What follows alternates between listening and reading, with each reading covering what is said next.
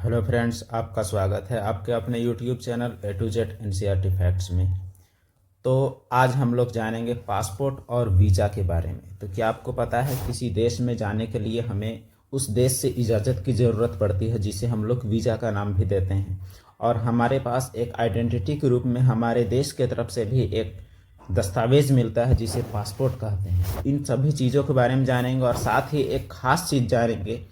एक होता है हेनले पासपोर्ट इंडेक्स, जो जारी किया जाता है प्रत्येक वर्ष, और यह पासपोर्ट की शक्ति को बताता है कि एक देश कितने देशों में सफ़र कर सकता है एक देश के पासपोर्ट के साथ। केवल पासपोर्ट, इजाज़त मिलने के बाद तो कोई भी कहीं भी जा सकता है, लेकिन केवल पासपोर्ट के साथ आप कहाँ कहाँ जा सकते हैं उसके बारे में हम लोग जानेंगे कि 2025 में जो रिपोर्ट आया है उसके आधार पर आप हमारा देश के निवासी होने के नाते, भारतीय निवासी होने के नाते कितने देशों में जा सकते हैं। और देखेंगे हम लोग ये भी कि बाकी दुनिया की और भी देश के जो पासपोर्ट्स हैं वे कितने शक्तिशाली हैं, और कौन सा देश का नागरिक कौन सा देश का पासपोर्ट के साथ कितने देशों में यात्रा कर सकता है। तो चलिए अपनी जानकारी को आगे बढ़ाते हुए पहले हम लोग जानते हैं कि ये पासपोर्ट और वीज़ा।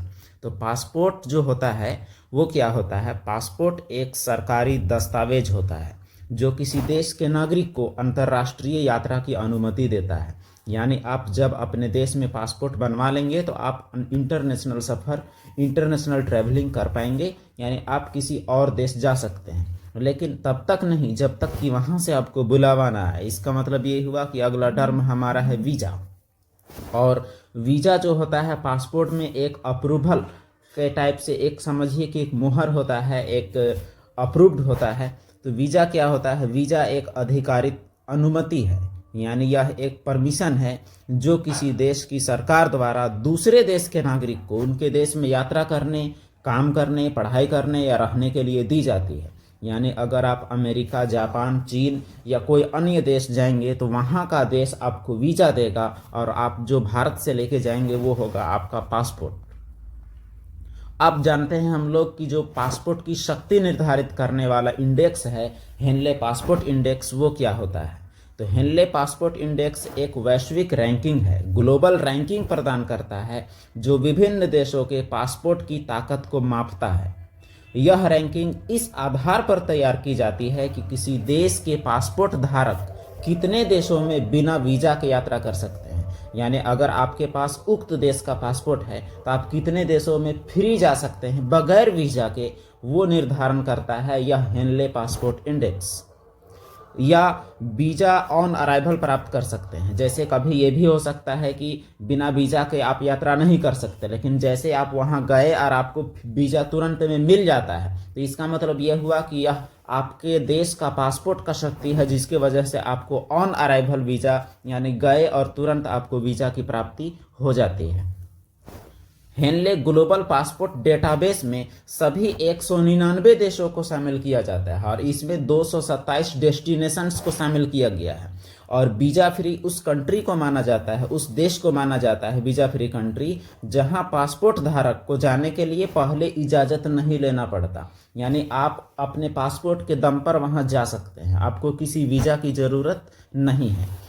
इस तरह यह इंडेक्स पासपोर्ट की शक्ति को मापता है। देश का पासपोर्ट मजबूत होगा या नहीं, यह कई कारकों पर निर्भर करता है। इन कारकों में हो सकते हैं आपके, जैसे वहाँ की आर्थिक स्थिति हो सकती है। अगर जीडीपी आपका हाई है, जीडीपी आपके देश की अगर ऊंची है, तो आप कई देशों में जा सकते हैं। आपके देश में अगर शांति है, यानी कोई तरह का हमला, आतंकवाद, उग्रवाद, ये सभी चीज़ें अगर नहीं है, गृह युद्ध इत्यादि नहीं है, तो आपका पासपोर्ट मजबूत होगा। रोजगार के मौके आपके देश के पासपोर्ट को मजबूत करती है। राजनीतिक स्थिरता, पॉलिटिकल स्टेबिलिटी, अगर आपके देश की सरकार स्थिर है, मजबूत है। और विदेशी संबंध, जैसे आपके देश की सरकार का जो विदेशी तंत्र है वो आपका मजबूत है, यानी कई सारे महत्वपूर्ण देशों से अगर संबंध अच्छे हैं, ग्लोबल में आपका इज्जत अगर आपका अच्छा है, तो आपका पासपोर्ट का जो शक्ति होगा वो ज़्यादा अच्छा होगा। तो इन्हीं कारकों को निर्धारित करके और इन्हीं कारकों को आधार बना के हेनले पासपोर्ट इंडेक्स जो है वो बनाया जाता है। अब हेनले पासपोर्ट इंडेक्स 2025 जो जारी हुआ है हाल ही में जनवरी में, उसका क्या सीन है वो हम लोग देखते हैं। तो इसके अनुसार 2025 के रैंकिंग में सिंगापुर दुनिया का सबसे ताकतवर पासपोर्ट है, सबसे ताकतवर, यानी एक नंबर में है सिंगापुर। पहले जापान हुआ करता था, लेकिन अब 2 साल से ये सिंगापुर है। इसे रखने वाले यानी सिंगापुर के पासपोर्ट रखने वाले लोग दुनिया के 195 देशों में वीजा फ्री सफर कर सकते हैं। वीजा फ्री मतलब कि बगैर वीजा के 195 देश में जा सकते हैं सिंगापुर के। अगर भारतीय पासपोर्ट की बात करें तो भारतीय पासपोर्ट 85वें नंबर पर है, और 85 के साथ, जबकि यह पिछले साल की रैंकिंग में यह बेहतर स्थिति के साथ 80वें पायदान पर था। इस साल हमारा गड़बड़ हुआ है, यानी हम लोग 80 से 85 में आ गए हैं। यह हमारे लिए थोड़ी चिंता की विषय है।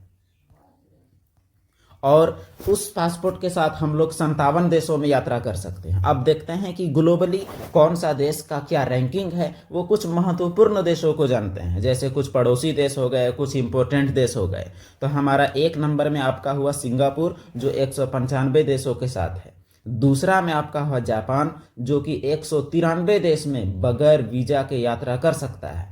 जापान के बारे में आपको पता भी है कि टेक्नोलॉजी में या फिर विदेशी संबंध में या फिर वहाँ की और भी चीज़ों में कितनी मजबूती है। हमारा भारत 85वां नंबर पर है, जो 57 देशों में बगैर वीजा के यात्रा कर सकता है। और जो बाकी देश हो गए, वहाँ जाने के लिए हमें वीजा की ज़रूरत पड़ेगी। और 103 हमारा पड़ोसी देश पाकिस्तान 103वें नंबर पर है, जो मात्र 33 देश में ही बगैर वीजा के यात्रा करवा सकता है अपने पासपोर्ट के दम पर। और अंतिम पायदान पर दुनिया का सबसे अशांत देश, जो भारत का पड़ोसी भी है कह सकते हैं, वो है 106 नंबर में अफगानिस्तान। वो केवल अपने पासपोर्ट के दम पर केवल 26 देशों में अपने यात्रियों को भेज सकता है। और फिर हमारा पड़ोसी देश चाइना 60वें नंबर पर है, जो 85 देशों में अपने यात्रियों को केवल पासपोर्ट के दम पर वीजा फ्री यात्रा करवा सकता है। और फिर एक महत्वपूर्ण देश जो कि है अमेरिका, वो 10वां नंबर पर है, और यह 185 देशों में अपने यात्रियों को बगैर वीजा के भेज सकता है। तो इस प्रकार हुआ ये आपका ग्लोबल रैंकिंग। अब हम लोग देखते हैं और भी देशों का, जैसे यहाँ लिस्ट दिया हुआ है, इसमें भी आप देख सकते हैं।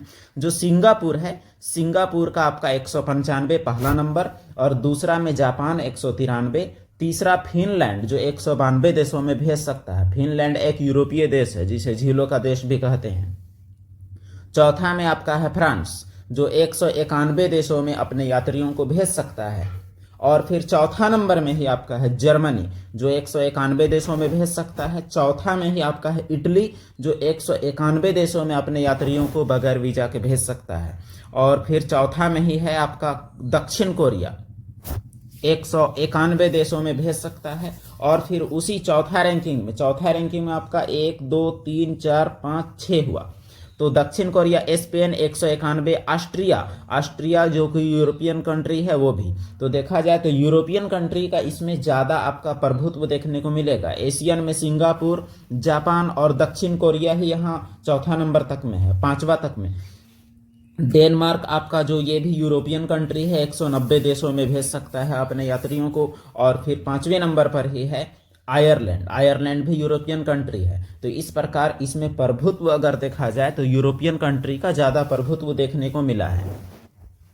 तो आप क्या सोचते हैं इस बारे में? आप अपना जो सोच है कि आप कितने देशों में, हम लोग का देश का कितना होना चाहिए रैंकिंग, वो आप कमेंट बॉक्स में बताएं। और भारत में जो पॉलिटिकल रैंकिंग नहीं है उसमें क्या क्या खामियां हैं या फिर क्या सुधार किया जा सकता है, वो आप बताएं कमेंट बॉक्स में।